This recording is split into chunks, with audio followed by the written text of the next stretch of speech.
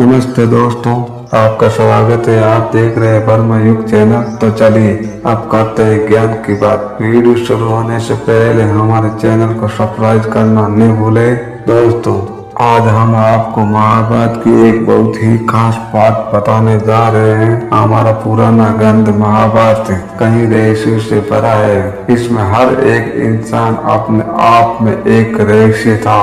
ऐसा हम इसलिए कह रहे हैं, भगवानों ने इंसानों का रूप लेकर लड़ाई लड़ी थी। क्या आप जानते हैं कि महाभारत में कौन किसका अवतार था? महाभारत एक बहुत बड़ी लड़ाई थी जो सही और गलत के बीच हुई थी, और जीत हमेशा सही की हुई। इस लड़ाई में बहुत से लोग थे, लेकिन कुछ बड़े योद्धा भगवानों के अंश थे। तो चलिए जानते हैं कि महाभारत में कौन किसका अवतार था।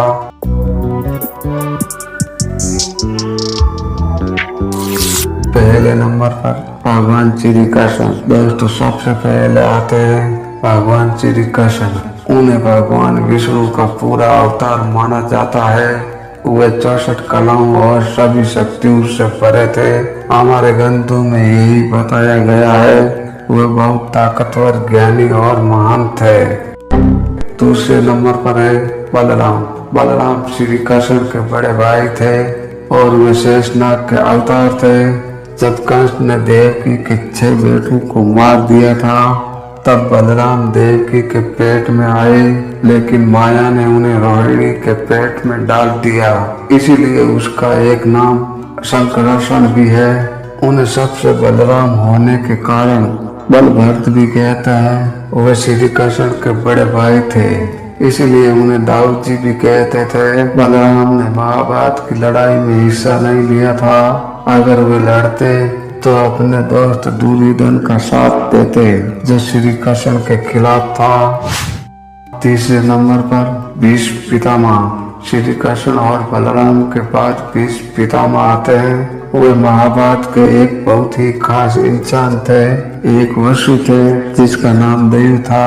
उन्होंने ही भीष्म के रूप में जन्म लिया था। उन्हें ऋषि वशिष्ठ ने श्राप दिया था, जिसके कारण 8 वसुओं को धरती पर जन्म लेना पड़ा। 7 को गंगा ने नदी में बहा दिया, लेकिन 8वें वसुदेव बच गए और उसका नाम देवव्रत था।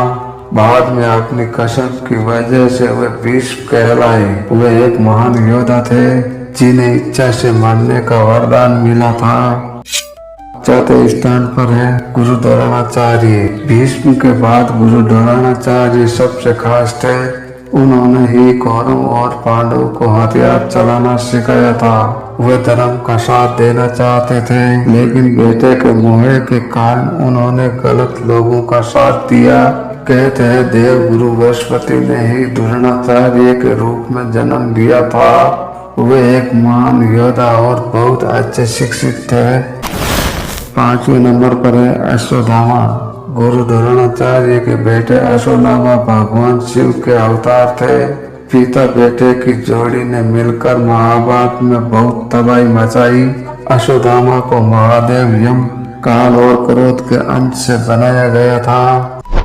उसकी असली ताकत उसके माथे की मणि थी, जिससे उन्हें कोई मार नहीं सकता था। भगवान कृष्ण के श्राप के कारण वे आज भी इसी धरती पर भटक रहे हैं और दुनिया के अंत तक भटकते रहेंगे। 6वें नंबर पर है दानवीर कर्ण। देवताओं में सबसे बड़े सूर्य देव के पुत्र थे कर्ण। कुंती ने शादी से पहले ही ऋषि दुर्वासा के वरदान से कर्ण को जन्म दिया था, लेकिन डर के कारण उन्हें नदी में बहा दिया। फिर उसका पालन पोषण अधिरथ और राधा ने किया। उनके गुरु परशुराम थे और दोस्त दुर्योधन थे। उन्होंने अंग देश पर राज किया, लेकिन महाभारत में गलत का साथ देने की वजह से उन्हें अर्जुन ने मार दिया। 7वें नंबर पर है युधिष्ठिर। युधिष्ठिर धर्मराज और कुंती के बेटे थे।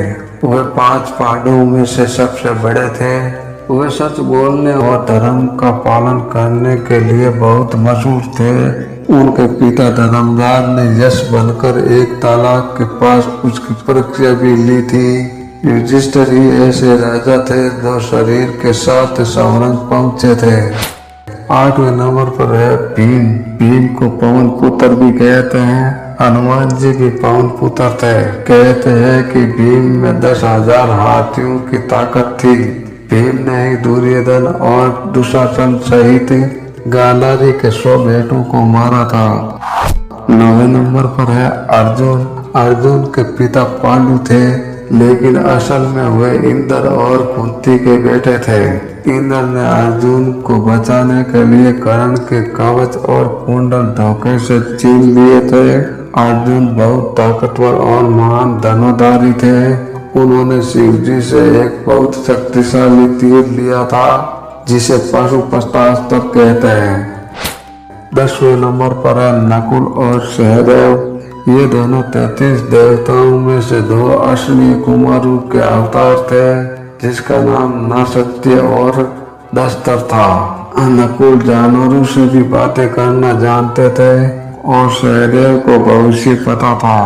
वे जानते थे कि महाभारत की लड़ाई होगी और क्या होगा, लेकिन श्री कृष्ण ने उन्हें ये बात किसी को बताने से मना किया था।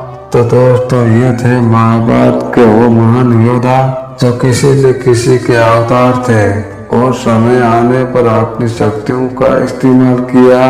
आज के ज्ञान में बस इतना ही। जाते जाते वीडियो को लाइक करें, हमारे चैनल को सब्सक्राइब करें और कमेंट में अपनी राय जरूर लिखें।